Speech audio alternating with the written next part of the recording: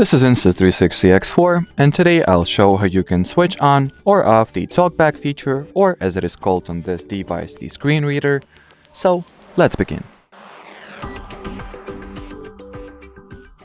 First, power on your camera, then swipe downwards from the top edge of the display to launch the control panel. Then look for this chat bubble icon, or just count to 1, 2, 3, 4, 5, the fifth icon in the order here. Tap on it, and now you can switch the screen reader on or off. Once enabled, you can also select what the screen reader will work for shooting, switching modes, low battery, and so on. So let's test it out real quick. Let's go into the shooting modes and see.